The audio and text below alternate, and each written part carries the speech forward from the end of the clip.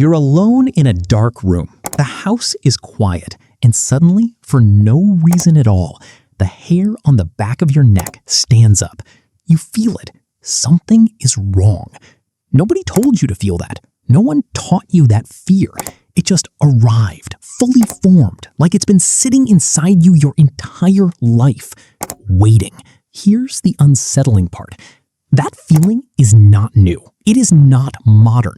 It did not start with horror movies or campfire stories or that one creepy hallway in your grandmother's house. That exact sensation, the feeling that something unseen is present, may be one of the oldest experiences in human history. Older than religion, older than writing, possibly older than language itself. So the question is simple. Why does the human brain do this? Why are we, out of every species on Earth, the ones who lie awake, convinced that something invisible is standing in the room?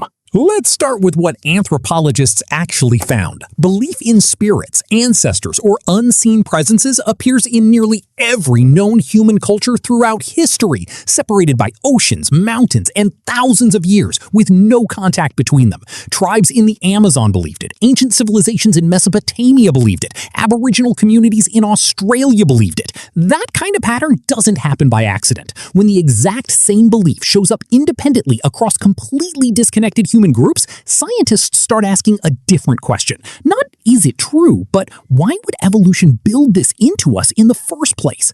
And the answer might come down to something surprisingly simple, a glitch in your own threat detection system. Cognitive scientists call it agency detection. Your brain is constantly, automatically scanning the environment for signs of other minds, other intentions, other living things that might be dangerous. And here's the key part. That system is deliberately overtuned. It's wired to make mistakes in one specific direction. If you hear a rustle in the bushes and it turns out to be the wind, you lose nothing. But if you hear a rustle in the bushes and assume it's nothing and it turns out to be a predator, you could lose your life. So evolution made a brutal trade-off. It built a brain that would rather be wrong 1,000 times about danger than right once too late. That means your mind is built to see agency, intention, a presence, even when there is none. A shadow becomes a shape. A creak becomes a step. Silence becomes someone listening. In other words, ghosts may not be something we invented. They may be a side effect of staying alive. But agency detection alone doesn't explain why we built entire belief systems around it. Funerals, rituals, ancestor worship, entire religions structured around the idea that the dead don't simply disappear. For that, researchers point to something even stranger: the human inability to imagine our own non-existence. Psychologists studying death cognition found that the human brain struggles to fully simulate the concept of its own ending. You can imagine being at your own funeral, watching it happen, but try to imagine true nothingness. No thoughts, no awareness, nothing at all. Your brain resists it. Some researchers argue this resistance bleeds directly into how we think about the dead.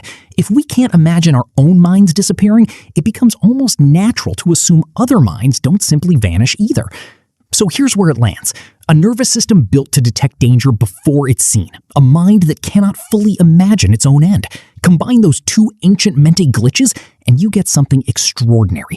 A species that builds temples for the dead, tells stories about spirits at night, and still, thousands of years later, feels that same prickling unease standing alone in a dark, quiet room. We're never just imagining things. You were running software older than civilization itself, a survival instinct dressed up as a ghost story. And the next time that feeling creeps in, remember, that fear wasn't placed there by a movie, it was placed there by every ancestor who survived long enough to pass that same nervous system down to you.